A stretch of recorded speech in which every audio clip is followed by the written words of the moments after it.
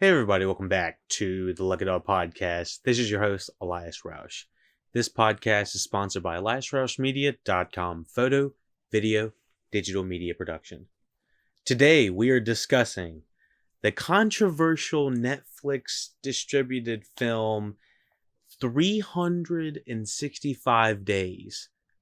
365 Days is a 2020 Polish erotic romantic drama film directed by Barbara Bielawas and Tomasz Mondes. And I'm sorry if I said that a little wrong. I'm not quite exactly sure how that goes. But it is based on the first novel of a trilogy written by Blanka Lipninska. The plot follows a young woman in a spiritless relationship falling for a dominant Sicilian man who imprisons her and grants her 365 days to fall in love with him. It stars Michelle Marone as Don Mason Tirani and Anna. Is his name Michelle? Okay, sorry. Mikkel? Is that Mikkel? I don't know. I'll figure it out later. Anyways, this movie, my God. Oh my God. Where do I begin? Let me just say, this is a film solely based to fulfill kink fantasies. It is a high dollar Skinamax movie. This is not really that much of a movie, if you ask me. It's more of a soft core porn, if you want to say that. It is extremely problematic. It's 50 Shades, but much less subtle. It is essentially a 2-hour Stockholm Syndrome. Name off all the kinks that you can think of and check that off, and that's what they're trying to be. I don't know exactly how to say anything, but I mean, you can probably hear it in my voice. I'm absolutely speechless. I cannot believe this film was distributed on Netflix. I cannot believe they said this was okay.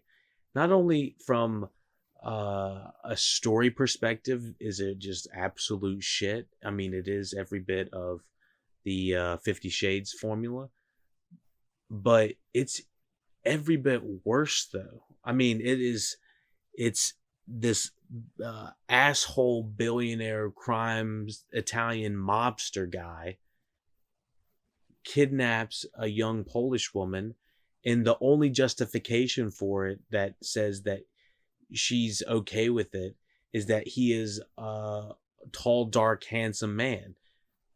But he happens to be a kidnapper, a rapist, a murderer. He's an absolute inhumane psychopath. And for some reason, people are deciding that this needs to be in the top 10 on Netflix. I was absolutely baffled. When I watched this shit, I felt physically uncomfortable. I couldn't believe that people were like okay with this. I can't believe that people are envisioning themselves in the position of, the women that are being dominated in this. It's every bit an Italian young Jeffrey Epstein. It is fucking sickening.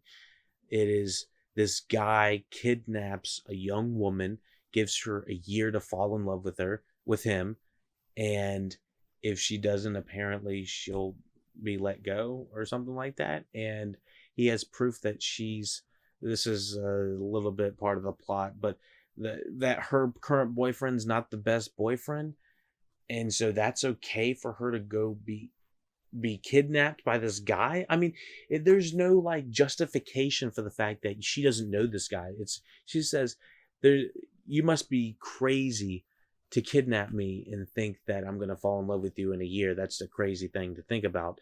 Not that I don't know you. I don't know anything about you. The fact is, you're a dangerous person. You fucking, or you murder people. You are in a crime mobster family. What is going on? What the fuck? I was disgusted in a lot of these scenes. This is supposed to be some sort of Stockholm rape fantasy. Honestly, it is disgusting, and I maybe I got to rewind. I don't want to be ugly or kink shame people. Like that's not what this review's about. Like whatever your kink is, you do your thing, as as long as it's safe and legal or whatever. You do your thing with that. But what I'm saying is, this is problematic. Like I felt weird that the fact that we're rooting for it's every bit I felt bad about You, the show You, where we were following, the murderer, we're following a kidnapper, we're following a psychopath, we're following a Dexter-like character. But there's some sort of redeeming things about it when you watch them. Some relatable things, maybe here and there. You try to justify it to yourself a little bit, but this is like sprinkle in some what is it, 50 Shades of Grey, and then just kick it up a notch. Throw in some Bill Cosby shit with it. It is fucking disgusting. Like, he keeps saying throughout this movie, okay, so the whole thing is like, he's like, I'm not gonna ditch you, I'll let you go anytime, and you can have your phone, your laptop, and your whatever, whenever it's necessary. And it's like, this asshole is being excused for his actions because of the way he looks and the money he has, and that is problematic in itself. It's sickening that we have kind of not normalized but made it somewhat okay, and it's to an extent. I mean, this is it. I can't believe Netflix is bringing out a documentary at the same time this 365 days movie comes out, and people are both enjoying, or quote unquote enjoying it both at the same time. It may not be the same people, but I'm just saying both of them are very popular on the same platform. One of them is doing the exact opposite of the other. They are yin and yang. One is taking down a billionaire and showing how bad this guy was, and then the other one is showing a billionaire and you're rooting for the guy, and he's doing the exact same fucking thing at the fucking beginning of the fucking movie. I'm about to start spoiling it. I just don't have many nice things to say about this movie. It is kind of horrendous in a way. I can't believe that they think that, one, I want to see any more of this. Two, that they have the budget to even show the ending. Let me run down the notes. Let me stick to the script. That's what I'm going to do. This is basically an international 50 Shades kicked up to 11 into the worst ways possible. I will say the pros. The cinematography, I guess, is good. It is very much a music video style school of cinematography. Very bright neon, not quite neon lights, but it's very bright colored cinematography on the faces of the people, and the places that they're at. It's the clubs that they're in, luxurious places. Everything's kind of kicked up to 11. Looks enticing, like you want to visit there. This is very much, if you take away the kinks that they're trying to fulfill on this checklist they have on this 365 days movie. Do we have the yacht sex? Check. Do we have the shopping montage? Check. Do we have the two extra bodyguards that are jealous of what's going on? Check. We definitely got that. It is definitely problematic in all the ways possible I could think of. I will say the cinematography was probably the only thing that I really enjoyed about it. Sound design, I guess. I mean, this dude's an absolute creeper. He's like stalking this lady for absolutely, really what feels like no reason. There's no connection. Like whatever book this was made off of is just absolute nonsense, in my opinion. I'm sorry. I know there has to be a sliver of people that do like this movie. I don't want to begrudge those people. Person that showed me this movie actually liked the movie, so I don't want to begrudge that person either, because I was like, this is absolutely problematic. And I always refer to other podcasts. The Double Toasted just absolutely railed this one movie review on 365 days. It absolutely insane. I cannot believe this movie was produced. Cinematography was probably about the only redeeming thing I could say about it. The sound design, that's probably about it. You can't really say anything else more than that. The cons, it's just toxic masculinity turned to 11, but it's combined in a way that is supposed to like glorify this murder rapist. It looks very much like a music video for the majority of the time. I would say probably due to the budget, and they're probably going to do the same thing 50 Shades did, just kind of bump it up a little bit. Absolutely terrible for the Me Too movement. I mean, I can't even believe that they haven't said more about this. The writing, just boring as hell from the actual story standpoint. Like there's no story here. Like I'm gonna go into spoilers here in a minute, and there's absolutely no story. Don't even be looking for a story here. And let alone if you want to go to it for the, what about, I don't really care about story. I don't really care about the cinematography, the direction. I'm just a casual movie goer, whatever you want to call it. Okay. Well, is it a good for the quote unquote sex, if there is anything legitimate about it? I guess if you say there is, but I mean, by the time that anything like really comes on, it's like, it's so problematic. I personally was not like, this is a good scene to enjoy for all the right reasons. Like, absolutely not. Like, there was nothing redeeming about anything that was going on in any of the scenes, the sexual scenes that were shot. Now, they might have been well shot. Yes, maybe they were okay shot, but from a standpoint of, did I give a fuck? No. Did I want to see this couple bang 4 or 5 different times? No. It just is very irritating to see this happen, and become on like mainstream. The acting on the main 2 actors is, I guess, okay. Very much in the 50 Shades of Grey school of soap opera, films. I will say the supporting cast,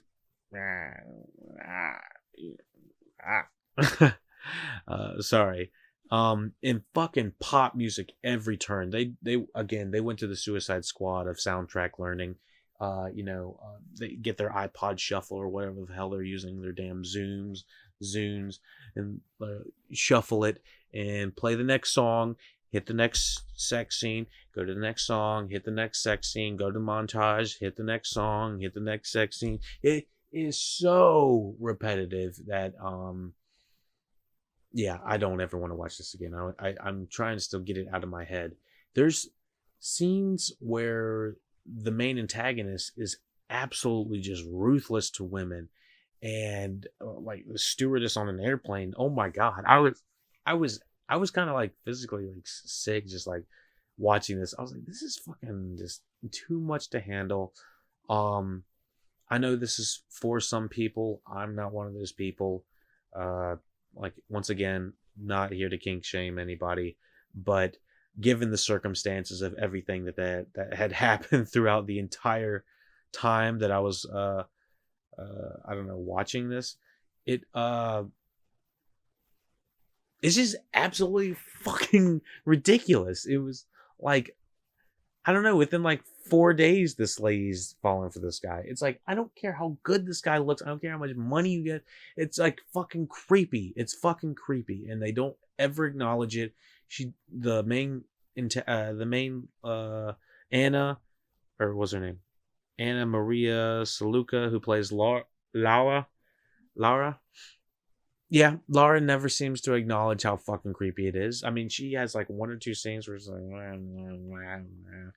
it's like, I don't fuck, no. She's like head over heels for the guy in no time. Absolute bullshit. Absolute bullshit. Bullshit. Let's see.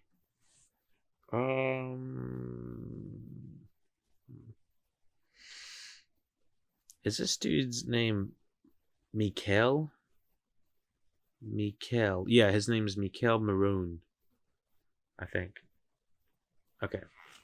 So Mikhail Maroon is the suave ass looking dude who plays I guess the suave ass dude who plays Don Massimo, and Anna Maria Saluka as Laura Beale. And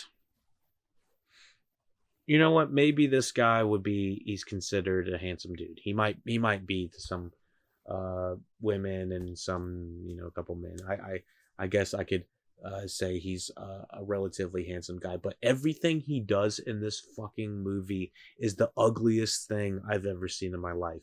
If I ever saw this dude in real life, like if this was an actual real person that was doing this stuff and he didn't have his fucking gangsters around, he just is just grade A asshole. He is just grade A asshole. Like I would be so prone to just like throw my drink on him. I mean, he is a freaking, he is a misogynist. He is a rapist. He's a murderer. I know this, the actor is not this. I'm not the actor is not this. But the guy he plays is the worst, is the absolute worst. It is like, it kind of reminded me of, like the Joker Harley Quinn relationship a little bit. And I know somebody's going to be like, now listen, actually, she was, no, it very much feels like in that realm of, the wheelhouse of a relationship, just an abusive ass relationship. She's like, I have an ass boyfriend already that's, kind of loud and obnoxious. And for some reason, if I get kidnapped by a random billionaire, then that's going to make things a whole lot better. Like, what the fuck? Like, this is just too fucked up in so many areas. I don't ever want to watch that again. Let's jump into spoilers real quick. There's not really too much I got to say about it. She has a heart problem at the beginning of the movie, and it really just has to do with like her current boyfriend calling her like, he's like, you don't want to do too much because of your heart problem, your weak heart. We probably shouldn't have sex because your weak heart. He doesn't straight up say that, but he says you have a weak heart in so many scenes. And it's like too on the nose that I don't know that I guess some people would fantasize or do see themselves in the position she's in. Mostly just like, what the fuck? Like why would anybody want to be kidnapped like that and be forced upon? And he's like, he keeps saying that he's like, I'm not gonna hurt you and I'm not gonna touch you, although that's exactly what I did. And they purposely, one thing I saw, and I'm kind of realizing that they were manipulative about things on purpose, and mostly just things about like when they kidnap her in a way that she's not like resisting intensely. And because they do not, we're in spoilers now, because she's not resisting intensely in my opinion, my hair's all crazy, because she's not resisting intensely, or they don't show that would ruin the illusion of it being quote unquote sexy. And my hair is not sexy. What the hell's going on? Oh my goodness. No, but anyways, they are purposely trying to show the scenes that would make you, I guess, feel more attracted to these people. But these are both assholes. I hate her. I hate him. I hate her boyfriend. I hate everybody in this movie. It is just a shit show. I'm trying to think of anything else. Um, yeah, they purposely do not show her first kidnapping of her being kidnapped. She just like randomly bumps into these guys in the middle of the street, and then all of a sudden she's at his house. Like, I kind of don't even remember where he was. This is maybe somewhere in Italy. Um, yeah. Yeah, he gets what he wants because he's quote unquote sexy, and it's the ugliest thing I've ever seen. So fuck that guy, fuck the character, Mikkel. You're a decent actor, and apparently he's on the soundtrack as well. But he does sound like you pull the rug and the goddamn and the bone. It's very like straining his voice. I don't even know what the heck that was, honestly, but he sounds a little bit better than that. Maybe. Not much better, but just a little bit. Okay, so after about an hour of them kind of playing cat and mouse about whether she likes him or not for like day after day, I think, what is it, within the first 48 hours or something like that, she's like in the shower with him and like feeling hot and heavy. It is like, it's not a sexy scene. I know everyone's talking about the come over here, grabbing her by the back of the neck, and she's being pulled toward him. It's like, maybe that's attractive to like one or two people, but like, I don't really know. Like, I just don't.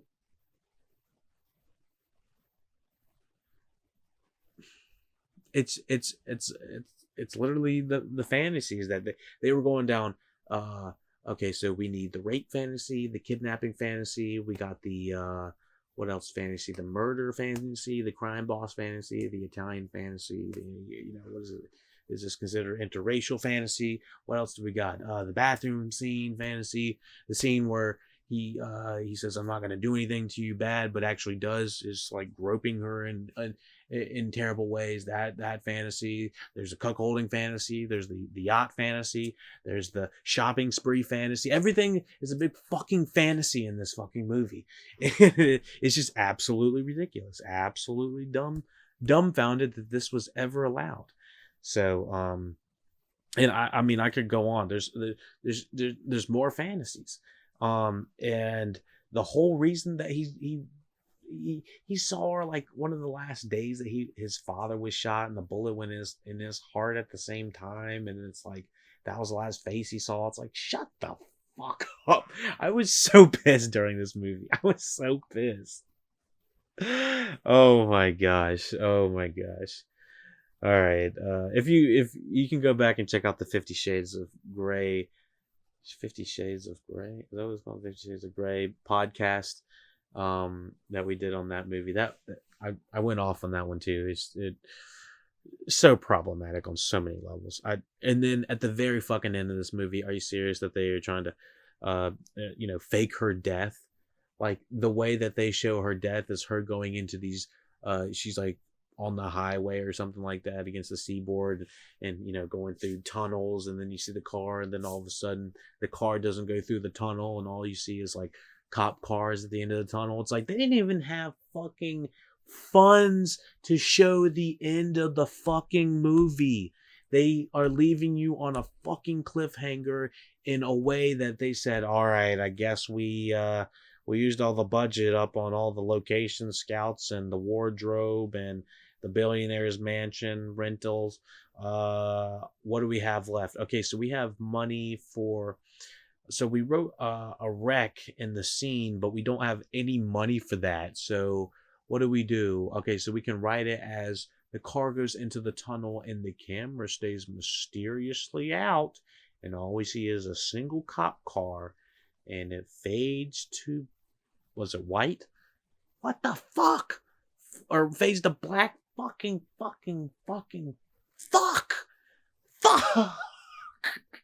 It was insultingly bad. I haven't seen this movie that bad in a long time. I think I have it at probably one of my lowest movies I've ever seen. It's probably a 2 out of 10, and the only redeeming things about it are mostly because of the cinematography. Of some of the scenes were okay. They were well lit, I guess. But even then, I was like, this is horrible. I cannot believe this is on top 10 Netflix. Anyways, I'm sorry I had to bash this movie that bad. I know that there is some redeeming value to the art of how it was made, and I'm not trying to say anybody that was behind the scenes about that. But this movie was incredibly problematic. And from the technical standpoint, it was okay to look at. But anything else other than that was absolutely horrendous. This is a 2 out of 10 movie, if anything. It has, I would say, no redeeming value. It might, maybe the only thing you could say about it is, this is exactly what not to do. All right, y'all. Check out all the Lucky Dog Podcast stuff you can find at Lucky Dog Podcast. Google it. You'll find all the social medias on there. Facebook, iTunes, Google Play, Instagram.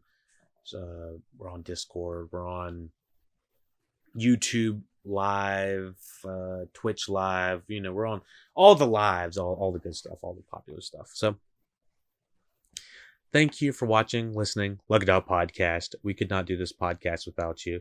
Let me know what you thought about 365 Days. Did you like this movie? If you did, what